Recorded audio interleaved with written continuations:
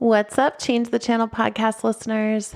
My name is Megan Grace, and this is another episode of Change the Channel podcast.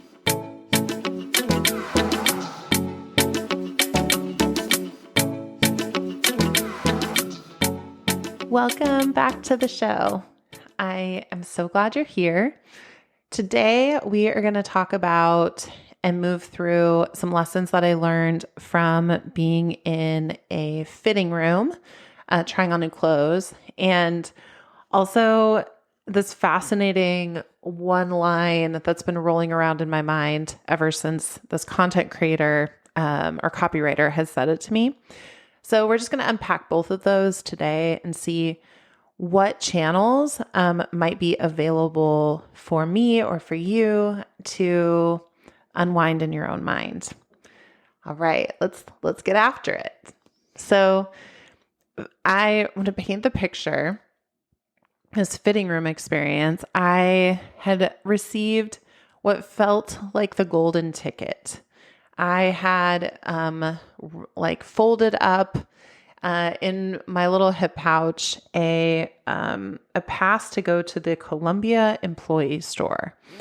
Now, the Columbia employee store, to me, I mean, they've done a great job at making it feel accessible, but also kind of special that you get to be there. And I shamelessly, a part of who I am, love to, number one, know information before other people do, get indoors that not everybody else gets to. And I like to know the behind the scenes of all of the things.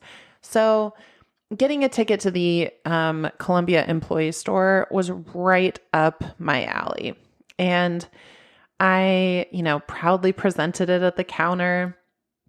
I had gotten Rockstar parking too, like right in front of the building. I'm like, this is going to be a great day. Like, I'm going to walk in here and everything's going to fit. It's all going to be wonderful. And because I'm in the, Columbia employee store, this is where magic happens. So I get there and I am just shamelessly filling this bag. Like, so many clothes, so many styles. I mean, from things that I'm like, I would totally wear this to, who knows, maybe this will unpack my inner call of the wild woman that, like desperately needs this particular kind of pants. Who knows? So I'm gathering all of this stuff and I'm looking at them and I'm like, it's been a minute since I've actually bought clothes for myself. What size am I? And I started to sit with it and I realized that I actually have a lot of channels that go on naturally in my mind when it comes to buying clothes, the price of the clothes, and the size of the clothes. And all of that comes from when I was growing up, the way that, my parents talked about body shape, size, also the currency that we pay for clothes. And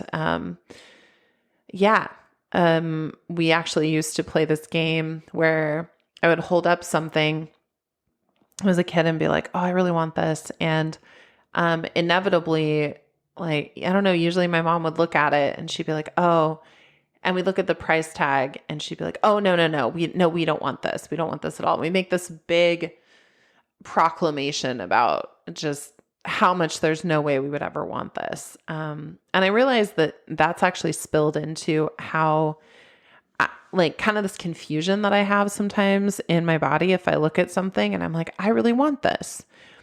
But I have a lot of practice about being like, well, this is going to cost too much or whatever. Even if it doesn't cost too much, if it costs something, I would say, oh, I don't want this at all. Run away. So as I was going to the Columbia store, I had a couple bills in my hand and I was like, I'm going to go in there intentionally to spend some money on myself. And, that was helping to reframe that channel that goes on in my head that every time I want something new, it costs too much and that I'm somehow a better person if I just choose to not want, or I tell myself I don't want something, even if I do want it. I think I could say maybe instead, wow, this is beautiful, but maybe not for today. Or, oh, I'll sit with this and maybe I'll want to come back and get it another time. Or maybe today's the day where I get to actually celebrate purchasing it.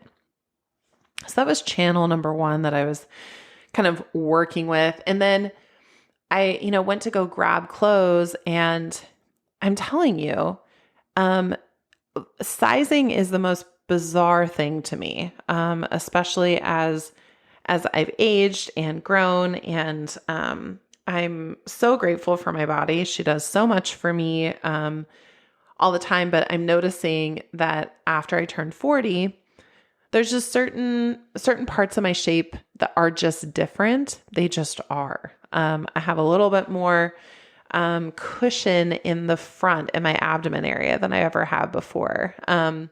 My curves just feel slightly more curvy and a little bit softer than they've probably ever been before. And I'm sitting with what meaning am I making about myself depending on what number is on the tag of these clothing. If I buy clothes that have a bigger tag or a bigger number on the tag, the channel that was running through my mind is that somehow I'm lazy. Somehow I'm doing things wrong. I'm ugly. I'm bad. I'm a problem. And basically the kid or the girl that started in 7th grade, believing that my worth was in how skinny or small I could make myself, kind of rears her head a little bit, in that moment. And I was like, okay, I'm going to be here with you. We're going to try on clothes. We're just going to see. We're going to see what happens, and we're going to really work on it not meaning anything about me. However the clothes fit is just how the clothes fit, and sit with, can it be a neutral experience, and less of there's something wrong with me because these pants don't fit right, or this dress is too short in a weird way. Not making the clothes wrong, and also not making me wrong. Or my body wrong or bad was a huge shift for me. So I brought in this mountain of clothes, and I'm like, okay, I bought brought in the size that I thought I was. Then I brought like the next size up just in case. I was like, you know what, we're going to get cozy in this little jungle of clothing and see what happens. And I will tell you, out of probably, I don't know, I think maybe I brought in like 20 items, something like that, my version of a mountain. There was maybe 3 things that actually felt good on me, that looked good on me. And I was just kind of mystified. I mean, all the things I picked up, I'm like, yeah, this is it. This is going to look so good. This is going to be so great. But then as I put it on my body, what I was seeing on the outside and the reality of what it was when I actually tried it on for myself, was the clothes were limiting. They weren't adding or accentuating the parts of my shape that I like the most. They would hit a kind of a weird spot on my legs where I'm like, this makes me look short and kind of stumpy, and I'm not short or stumpy. And it was really fascinating. It was so fascinating to sit with the concept, number one, of my worth is not based on the size of my clothes. And number 2, can I be just neutral about the idea that these things either accentuate the best parts of me, they make me feel like myself, I feel joy when I put them on, or I don't. And have that not need to go through the whole thing that I would say when I was a kid of like, well, I don't like this anyway. And, because what that does is that fragments my actual lived experience with what I'm telling myself about it. And that starts to make it really hard to walk through the world making decisions to choose anything for myself. Because it was almost, because this was the defense mechanism that I had learned to not spend money and to also, not be in a quote size that's too big. So I found a couple items.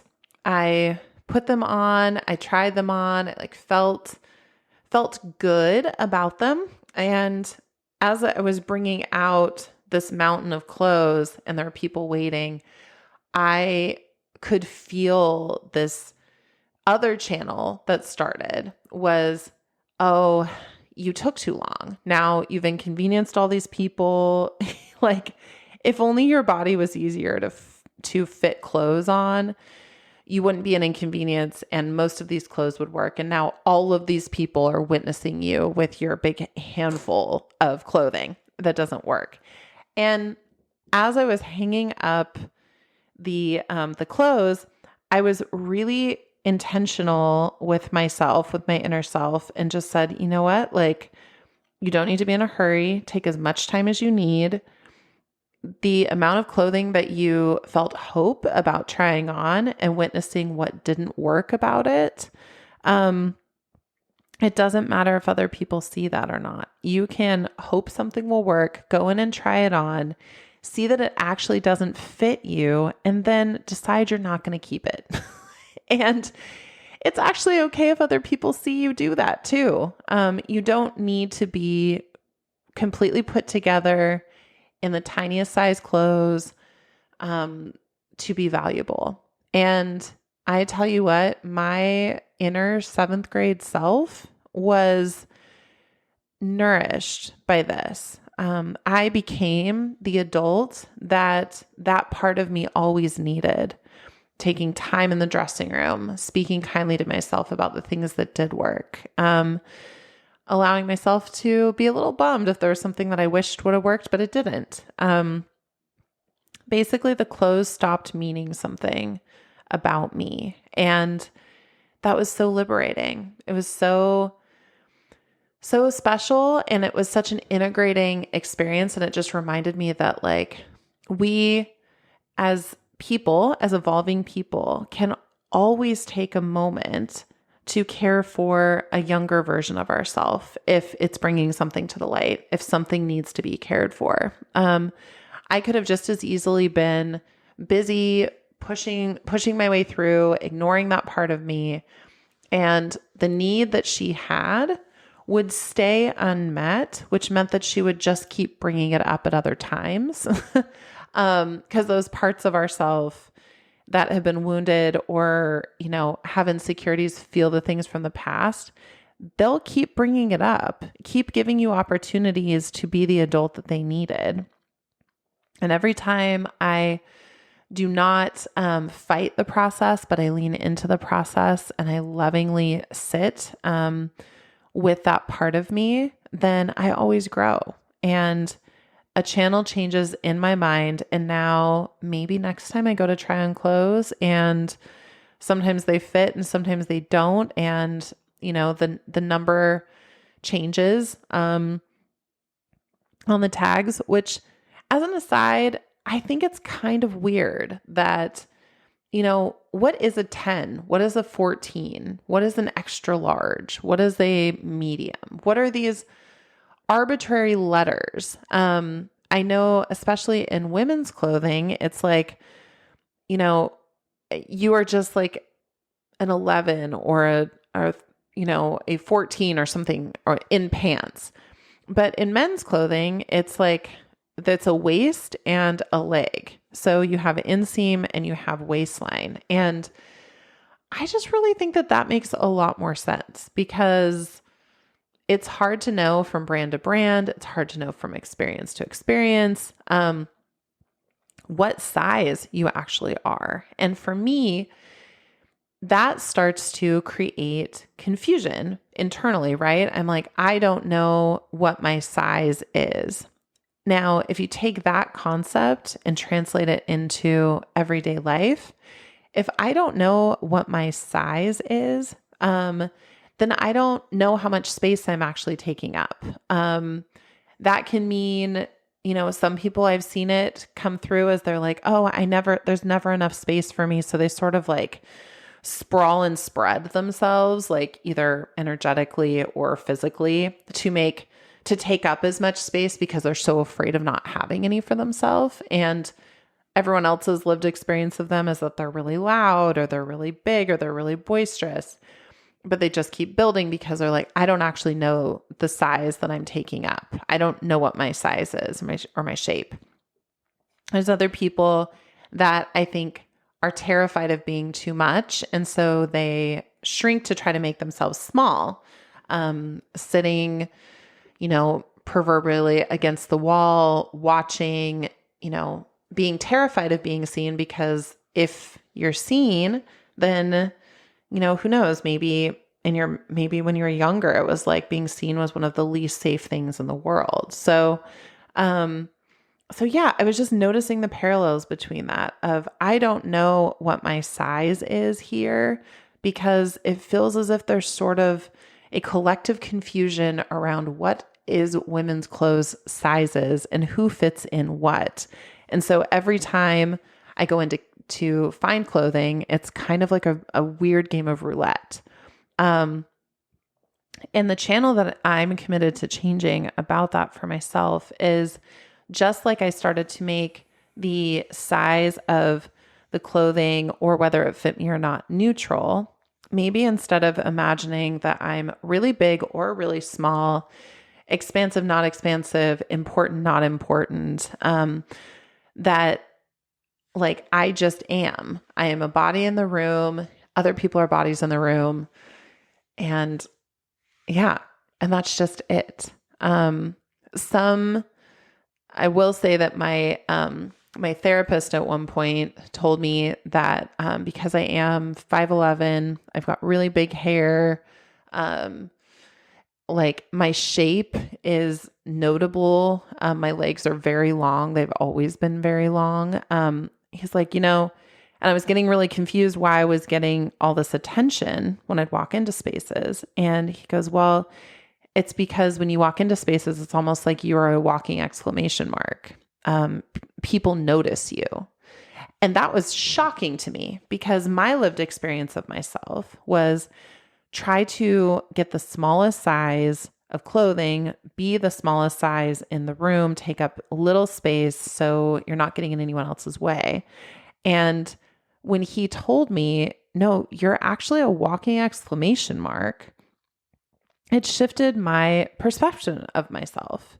And it was, first off, really, really fucking uncomfortable, because I'm like, oh my God, I am visible. Now, what do I do if I'm visible? What do I do if now, the size that I'm told that I am is bigger than the size that I thought I was or the thought I was supposed to be? What's possible for me there?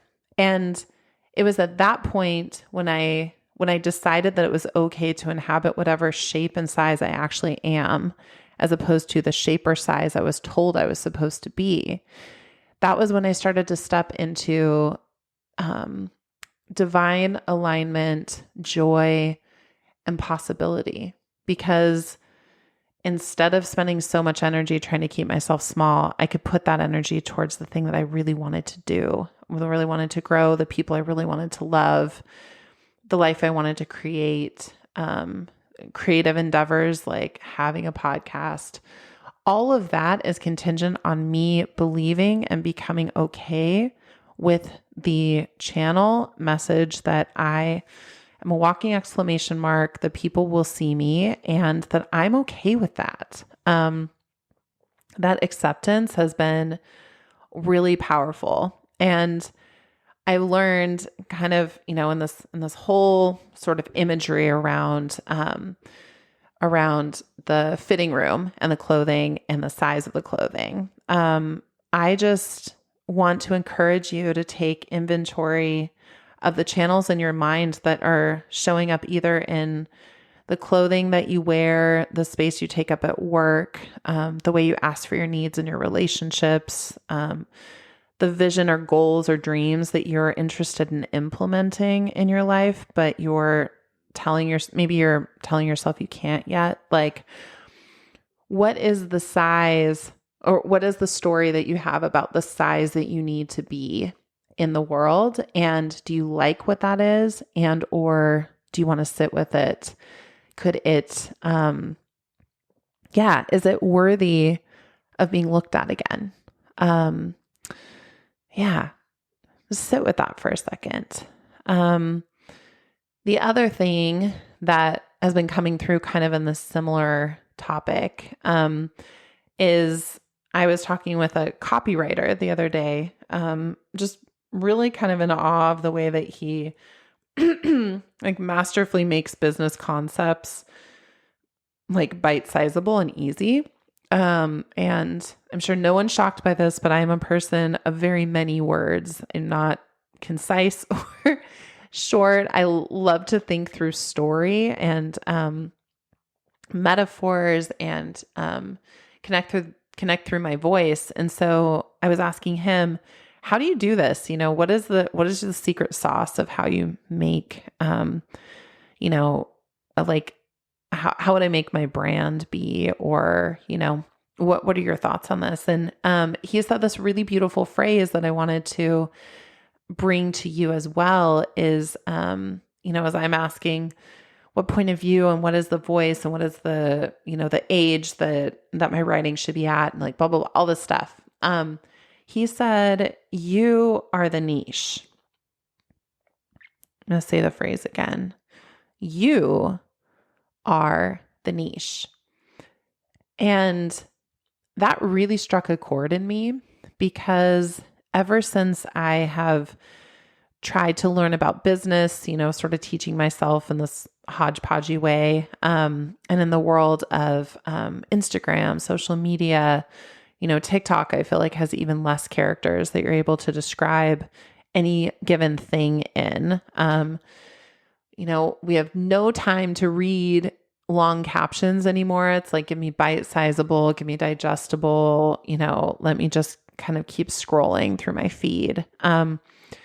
What I'm learning is that there's almost this psychology again of, so much work around, well, what is my niche? Who am I? And then it's like, especially when you're a business person, it's like you start to see the entire world through a lens of whether or not it will fit with your niche. Am I having a niche experience right now? And I found myself the other day saying, I'm depressed. I don't want to get out of bed. I don't feel joyful. I don't want to connect with anybody. I feel small and shrunken. I guess that means I can't show up in my business because that's outside of my niche. My niche is about joy and switching story, allowing stories to be empowering and like doing all of that. And so it's like, who am I if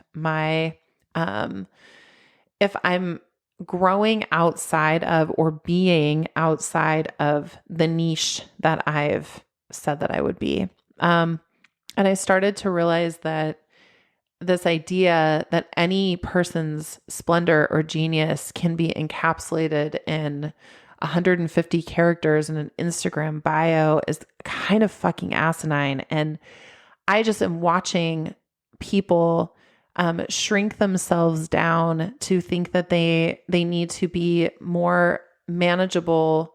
People need to understand who you are a little bit more. You don't want to be confusing or they're not going to want to be around you. And I'm like, I hear that. And also I'm so here for the collective opportunity to be a little bit messy, to be less niche-y, and to realize that especially when you are an ever evolving, deeply rooted human that believes so much in the power of human growth and development and changing channels, when you are a channel changer, it's crazy because one minute you're looking and you're like, you know what, this is my niche. This is who I am. This is what I love to do. This is what I've learned. And then all it takes is one other, shiny object or painful moment or a reframe of a story or an interaction with somebody else. And all of a sudden you're like, oh my God, well, now who am I? Who am I if, do I have to put everything back to the drawing board? Is there space for someone that loves to see the joy in life when they're depressed? Is there space for someone that tends to really love the shadow work to be in the feeling of joy? Is there space for someone that is known as being like a hard worker to rest?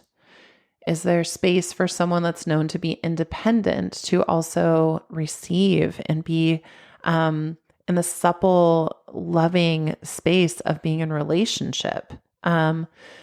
We put ourselves in these binary boxes and then, I don't know, make the size make sense because we say, well, it's all fitting within this niche and this is my niche. This is who I am. And it's like, I just want to fucking liberate everyone from the idea that you need to be a niche. And instead, you are the niche.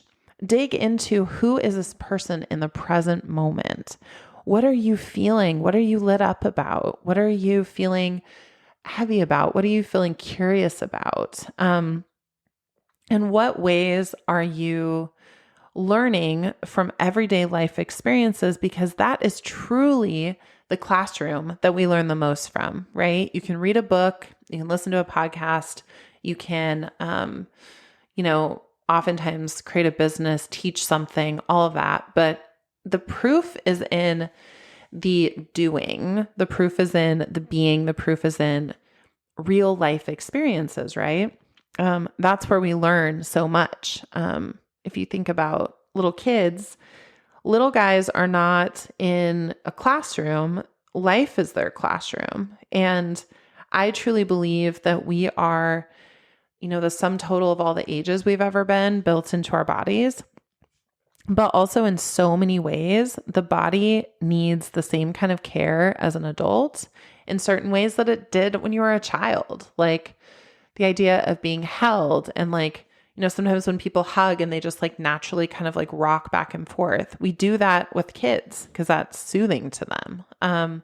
The feeling of having somebody brush the side of your face nicely or cup your chin and look up at you. All of that is so special and primal when you're a child, but it also matters when you're an adult.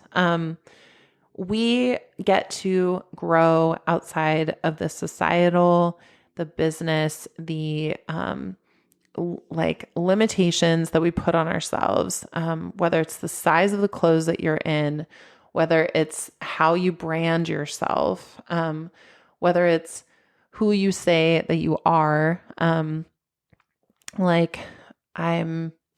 always happy, or I'm known for being the funny one, or I'm the one that always has the answers, or I'm known as, I'm always confused, or I need people to help me, or I'm bad at technology, or I'm really great at leading, or I'm a good parent, I'm a bad parent. All these things that we say about ourselves build up this image of who we are. And it's I just want to free you to go be whatever size and shape you are today, and give yourself permission that maybe tomorrow you'll wake up and that size and shape won't feel like you anymore.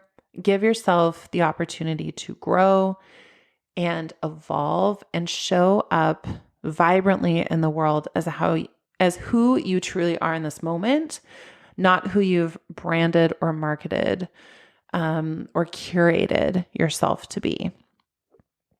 So from the floors of the Columbia employee store to the social media world, to sitting down to coffee with a friend, to navigating difficult conversations or good conversations, or easeful conversations, with your family, friends, all of those things.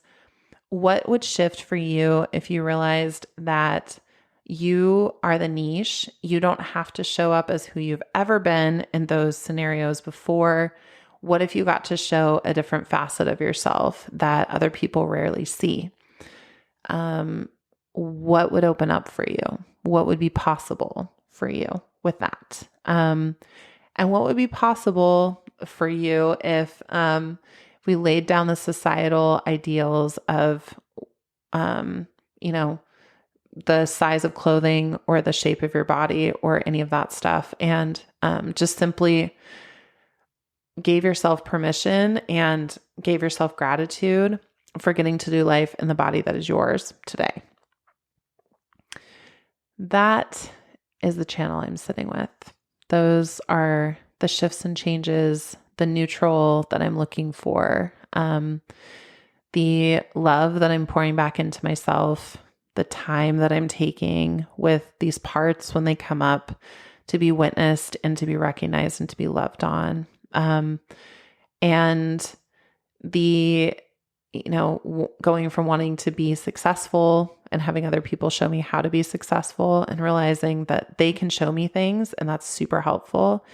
But also at the end of the day, I need to be a leader that is living life in a sustainable way for me. And that means breaking out of some of the molds and shells that I even put on myself. What are the spaces in your life that are requesting, that are begging for an expanded view of who you are? What are the sizes or the experiences that other people have told you that you are in the past that you're outgrowing? Can you give yourself permission to grow into this new person? What would that be like? You are beautiful. You are worthy. You are important. I'm so grateful for you. Now go forward and change the channel. Change the channel that's running through that beautiful, marvelous mind of yours. And I will see you next time on another episode of Change the Channel podcast.